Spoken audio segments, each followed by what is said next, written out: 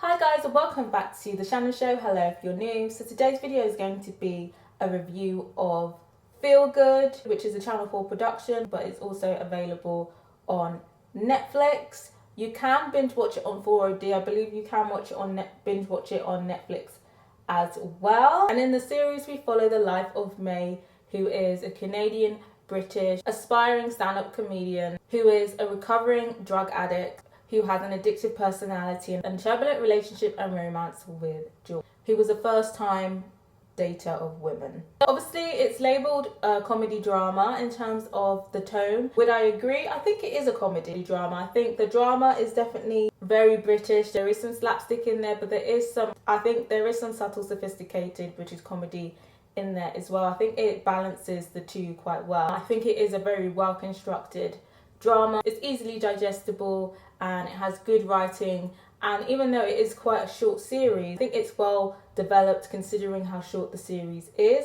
Going into it, I was a bit skeptical. I'm always kind of skeptical of British comedy because sometimes I feel like it's not my type of comedy or I don't find it funny, but I was pleasantly impressed by this series. A key part of the series deals with May's drug addiction. We kind of see her go through it. We see how it has affected her life in the past and how it affected her relationship with her parents and people around her. And as the series goes on, she struggles, and we slowly see the events of May's past happening again. So in terms of her portrayal as a drug addict, was it realistic?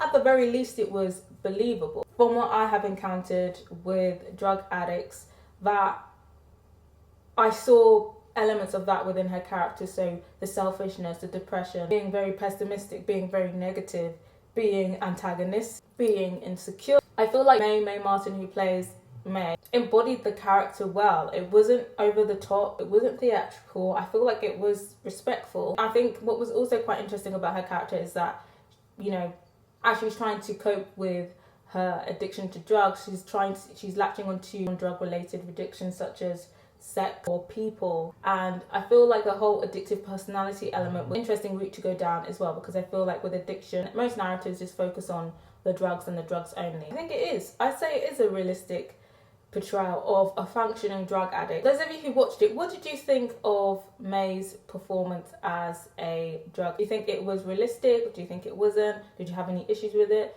Let me know. Another kind of commentary in terms of drug addicts and drug recovery. I think that the series made a point that maybe Narcotics Anonymous meetings might not be the best form of therapy. I can see the point with kind of addictions or any type of trauma or any type of support group. People are always encouraged to come to people who are experiencing the same things and to just talk about it, and that will make things better. And my view on it was always like, you know, I don't think that's necessarily the case. It could be for some people that you feel better, but I feel like some people might not feel comfortable talking about it with other people. I think maybe that was the argument they were trying to form, and I kind of agree with it, to be honest. I do think, like, whether it is alcohol or trauma or drug addiction, I do think that these groups are important, but I don't think that it's a one size fits all. But what do you guys think? Do you think that these anonymous meetings are good and beneficial for everyone, or do you feel like there needs to be more available? I think in terms of what they were kind of pushing towards is more kind of sponsor-based things. And for those of you who don't know what a sponsor is, it's basically, so for instance, two drug addicts who are trying to recover will have each other to call on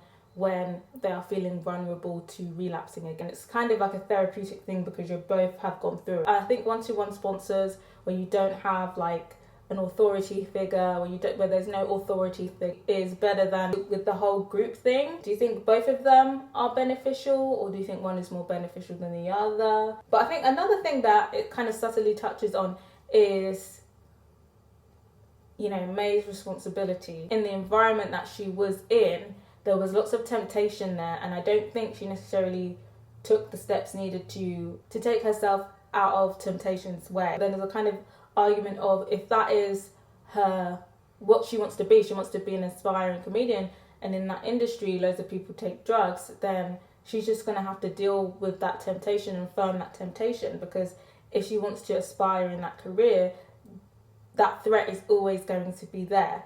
What do you guys think? Do you think she should have taken herself out of that environment, or do you feel like she didn't really have a choice because being a comedian was what she wanted to be, so she had to firm that environment?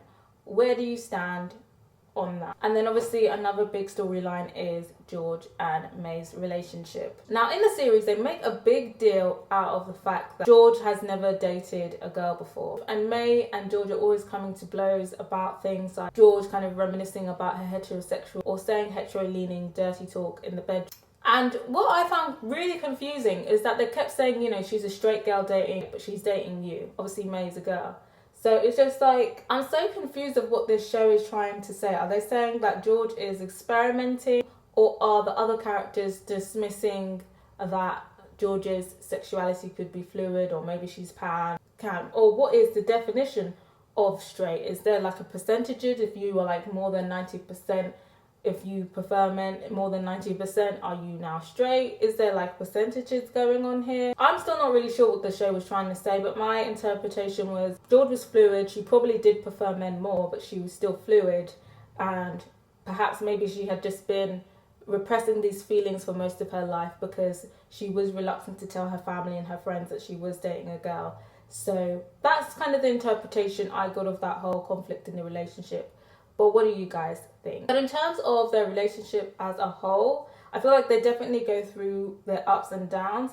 So for those of you who watched it, I'm just going to say, my question is, are they right for each other? I think I like them both as individual characters, but I don't think that they're right for each other. I think that the relationship is screaming to me like George wants to save May, George wants to be May's saviour.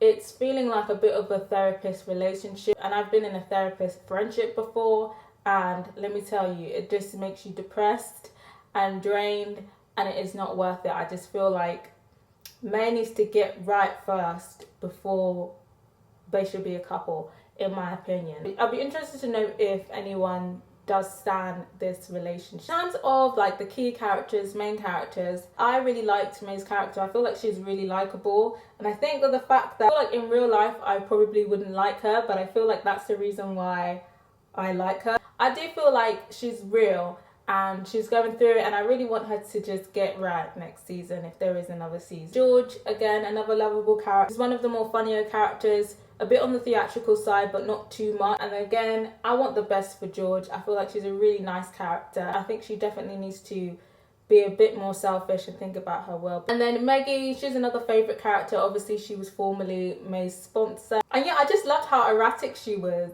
Love it. And obviously May's mum, played by Lisa Kudrow, obviously famously Phoebe in Friends.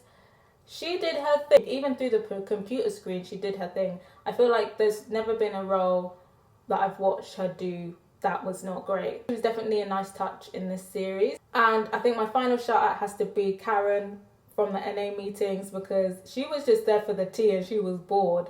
I have to stand. But I feel like in real terms that is very unethical to just be going to an NA meeting when you are not a narcotics abuser. I think that is a bit unethical, to be honest. But I think overall, I think the production was very simple but effective. The cinematography was solid. It's an easy binge. You could literally finish it in 3 hours. It deals with serious issues but in a light and easy digestible way.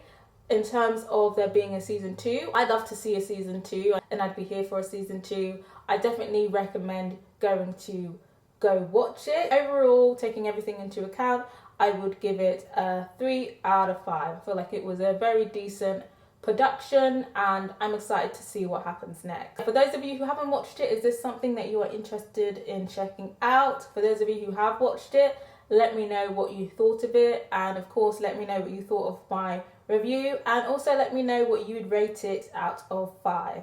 Subscribe if you haven't yet, and if you have, don't forget to press that notification bell so you know when the next reviews are dropping. Till next time guys, bye!